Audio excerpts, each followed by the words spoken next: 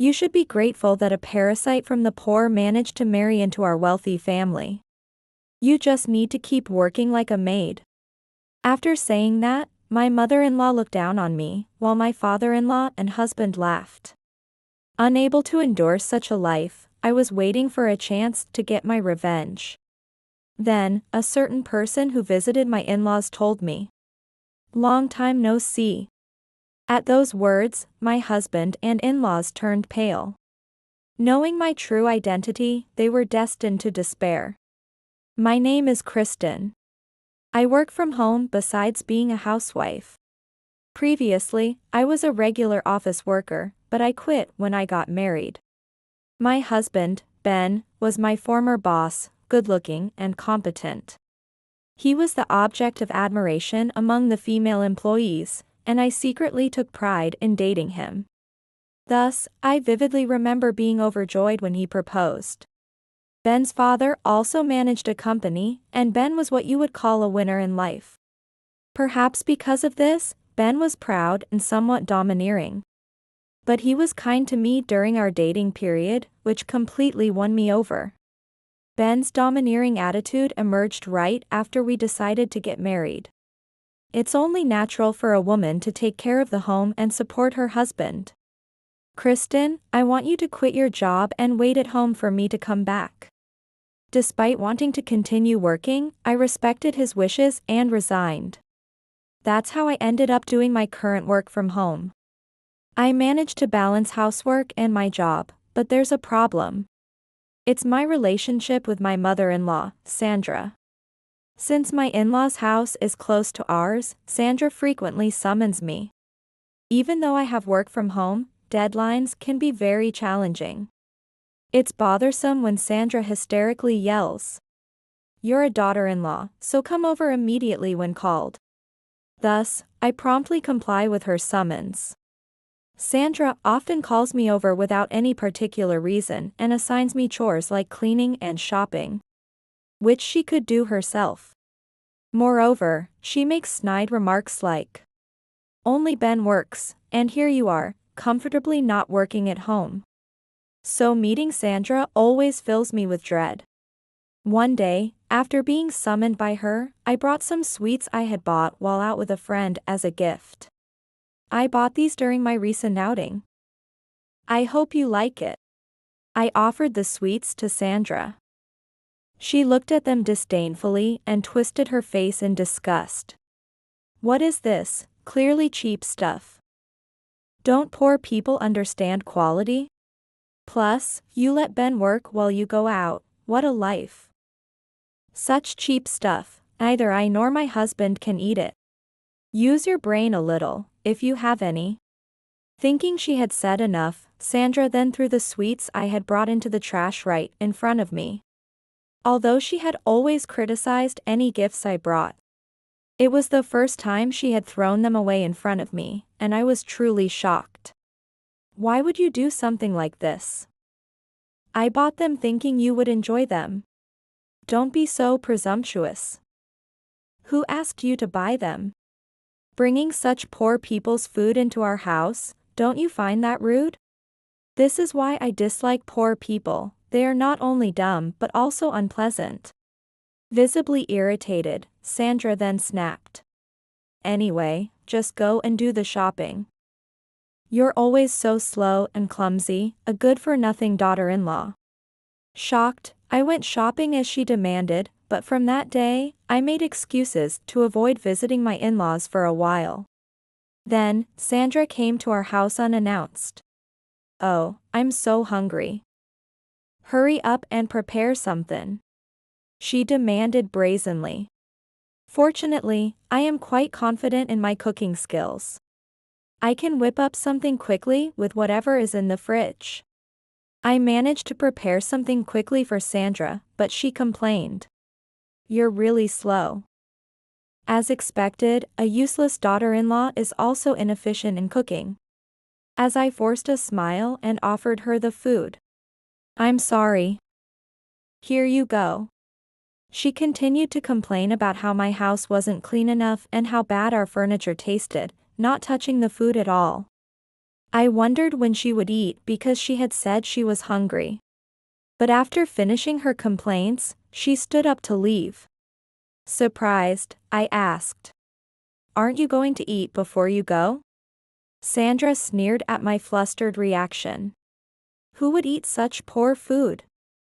Leftovers would be better. You're always at home yet can't even make decent food. Why on earth did Ben choose you as a wife? I was against this marriage from the start. You are far below our family's status, and a poor, unemployed wife is not needed. I couldn't hold back anymore when she mocked me with a laugh. I made this meal for you, and you didn't even taste a single bite. That's awful. Plus, I am at home, but I'm working from home. I've said this many times, but it's not only Ben who's working. She laughed loudly in response to my firm statement. Her laughter, mocking me, was extremely unpleasant. Working from home, you say it as if it's something grand. But you're just earning a little pocket money, aren't you? Stop pretending you work as much as Ben. Have some shame. Really, poor people are such pretenders. It's troublesome. Laughing scornfully, Sandra left our house. I felt tears welling up in my eyes as she departed. It's not just when we are alone that Sandra belittles me and takes me for granted. Even in front of Ben and my father-in-law, Howard, Sandra behaves the same way towards me.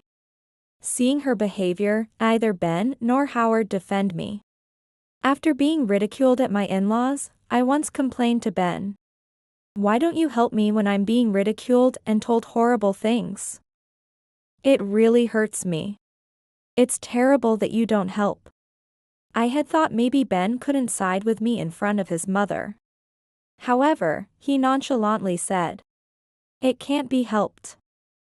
It's your fault for being born into a poor family. It's natural for the rich to look down on the poor." I was stunned by his words, but since he seemed to truly believe what he was saying, I couldn't argue back. After that, I stopped discussing my mother-in-law with Ben. One day, during the harassment from Sandra, I received a summons from her as usual. That day, since Ben was off work, we went to my in-laws' house together. I felt heavy-hearted about going there, but that day was different. Welcome, both of you. Today is a celebration, so I've prepared a feast. According to the cheerful mother-in-law, my father-in-law's company had secured a large contract. It seemed that the contract would bring significant profits, and that day was a celebration of securing it. Sitting in front of the feast, I thought I might be finally able to enjoy a pleasant time at my in-laws. But my good-mood mother-in-law was also in full swing with her insults. Kristen is really lucky, you know. Marrying into a wealthy family like ours. Like a parasite, yet getting to eat such a feast, you're truly a lucky woman, Kristen. Be thankful you could marry Ben. My father-in-law laughed joyfully at her words, agreeing. That's right. Kristen went from being poor to joining a rich family all at once. Ben, listening to his parents' words, smiled and said, "She must be grateful to me every day, right?" Kristen? I felt so uncomfortable and goosebumps formed on my skin. Of course, all the cleaning up after the feast was left to me. Ben and my in-laws were chatting in the living room as if they couldn't even see me. Feeling like a maid and unable to hold back my pent-up frustration, I blurted out, "I'm not a maid. I can't endure this treatment anymore." My in-laws were dumbfounded, and Ben sighed. "Look, Kristen. Dad has been running a company, right? Mom has supported him for many years. Kristen, you should be grateful to your noble parents. It's only natural for you to work like a maid."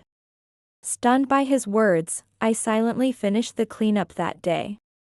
But on that day, I made a decision, called a certain person, and waited for a chance for revenge. Time passed, and one day, I was summoned by Sandra as usual, and visited my in-laws' house with Ben. We were called because a representative of a major project was coming to my in-laws' house. And we were summoned to help with the hospitality. I was made to clean the house from corner to corner and cook the meals, being worked like a horse. Despite this, Sandra only scolded me and did not help at all. What a slowpoke. I don't know if we'll be ready before the guest arrives. You're a parasite, try to be of some use to our house. Just as I finished cleaning and cooking, the doorbell rang. My father-in-law rushed to the entrance and welcomed the representative of the business partner. Since the representative saw me with my apron still on, and my mother-in-law smiled and introduced me with a grin. This is the maid. Please don't mind her. Please take a seat. However, the representative didn't move. Looking at me, he smiled kindly and said, "Long time no see." Ignoring the flustered father-in-law, I also smiled and greeted. "Long time no see, Dad." "Dad?" Sandra's voice turned in shock. Yes. The representative of my father-in-law's important business contact was my real father, Robert. It was no wonder that Ben and my in-laws were stunned. They had never met my father. Due to his busy schedule, always traveling abroad, I hadn't had a chance to meet him before or after getting married. While Ben had greeted him over the phone when we got married, this was the first time they met in person. Of course, I had shown a photo of my father to Ben when we became a family. But it was a long time ago, and there was a gap between that photo and the current father. So they hadn't realized that the representative was my father. Ben and my in-laws couldn't accept the reality and were stunned for a while. But Ben was the first to realize a certain fact. If Robert is Kristen's father, that means Kristen is an incredibly wealthy lady. I had never flaunted it, so I had kept it hidden, but in fact, I am the daughter of a father who manages a company with a net worth of $50 million. In other words, I was a corporate heiress. My in-laws started trembling, and my father said with a fixed smile, "I came to check on my daughter while discussing business, but why is she being treated like a maid?" At my father's question, Ben and my in-laws began to panic. Ben grabbed my shoulders and demanded, "Why have you been silent about this?" Because if it were known that my family is wealthy, people might flock to us aiming for our assets, right? I hated that, and I also disliked acting superior like some people, flaunting wealth. Ben turned red with anger at my sarcastic remark. My father had taught me to use my mother's surname to protect me, instructing me from childhood to strictly adhere to this.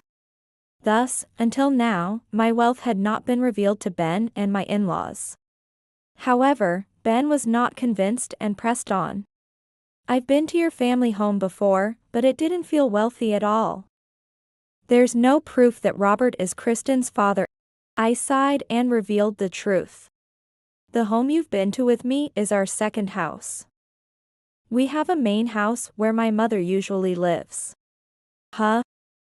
Why would you introduce a second house as your family home? It was also a measure to hide that I'm a wealthy heiress. "This is the real family home." Saying that, I showed them a photo of my real home on my smartphone, and Sandra shrieked. "This house, it's a famous mansion in the area. My real family home, located in a prime urban area, is a famously extravagant mansion well known among the wealthy circles." In front of the stunned Ben and in-laws, my father cleared his throat. "I had heard that Kristen was being treated terribly, and today I've seen it with my own eyes. We cannot do business with people who refer to my daughter as a maid. As for the project we were discussing, please consider it cancelled." My in-laws panicked at his statement. "Please don't say such things. Calling her a maid was just a joke. Kristen has always been good to us.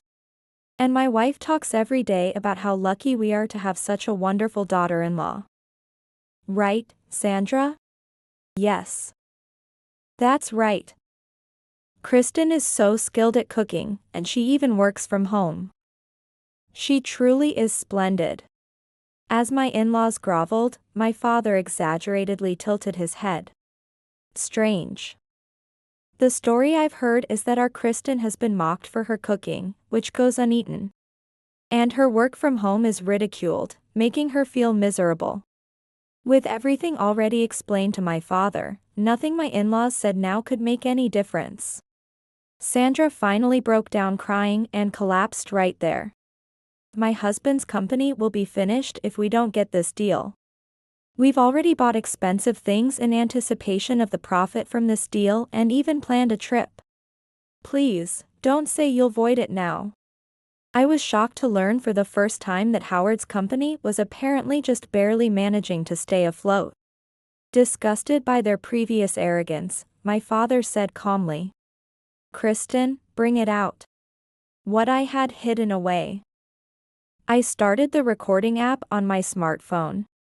The smartphone played the voices of Sandra berating me, with Ben and Howard laughing along. As they listened to the recording, their faces, already pale, turned even grayer. Without mercy, I thrust the divorce papers at Ben. "I've kept records of all the abuse. I can't endure this treatment any longer. I'll be filing for divorce. Of course, I will be seeking alimony." Ben initially refused, but under pressure from my father, who said, "Sign it quickly," he trembled as he signed the divorce papers. After that, I took off my apron, left my in-laws' house with my father, and moved out promptly. I thought that was the end of my relationship with Ben and my in-laws, but they turned out to be more persistent than I expected. One day, as I was enjoying peaceful days back at my home, the doorbell rang. When I checked the monitor, Howard and Sandra had come to my house. I thought about ignoring them. But they looked so disheveled and had lost so much weight since I last saw them that I decided to see what was going on. At the door, I asked, "What do you want?" Howard began to speak. After that, our company went bankrupt, and we ended up deep in debt. Now we live a life chased by debt collectors. It's all your fault. That's right. After what you did. We'll never forgive you. As they blamed me, I asked without hiding my displeasure. Ben is working properly, right? He has income, so why don't you rely on that? At my dismissive words, Sandra screamed as if she'd gone mad. Ben tried to save us and ended up embezzling company funds. Now he's been arrested and is just as drowned in debt as we are. It's your fault for ambushing us, which led him to commit a crime. That's right. Take responsibility and let us live in that second house of yours. Hearing Howard shout such outrageous demands, I laughed scornfully. That house, though I call it our second home, is actually where our family pets live. Since we're strangers now, I have no obligation to help you. I see no reason to assist those who treated me like a maid and showered me with insults and scorn. If you had been kind to me, I might have considered helping. Isn't this just desserts? At my cold words, Howard and Sandra showed a look of despair. I became fed up and dismissively said to them, "Your company has gone bankrupt. Shed your shame and find a part-time job or something and try to survive. Goodbye." As they screamed for me to wait, I closed the front door, locked it, and even put on the chain. They continued shouting in front of the house, which was quite noisy, but I ignored them. However, perhaps that wasn't the best decision. It seems the neighbors were disturbed as someone must have called the police, and a patrol car arrived at my home. From the second-floor balcony, I secretly watched as Howard and Sandra were taken away in the patrol car. Since then, I haven't seen Howard and Sandra. I don't even know if they're alive, but knowing their brazen nature, they're probably scraping by somewhere. As for me, I've used the knowledge I gained from my work-from-home experience to start a company. Now, as a female CEO, I'm living busy days. Although I could have relied on my wealthy family background, I chose to be independent and carve out my own path. Managing a new company is challenging but fulfilling. I'm glad I cut ties with such a husband and in-laws and took a new step forward. From now on, I plan to grow my company and make it as successful as my father's.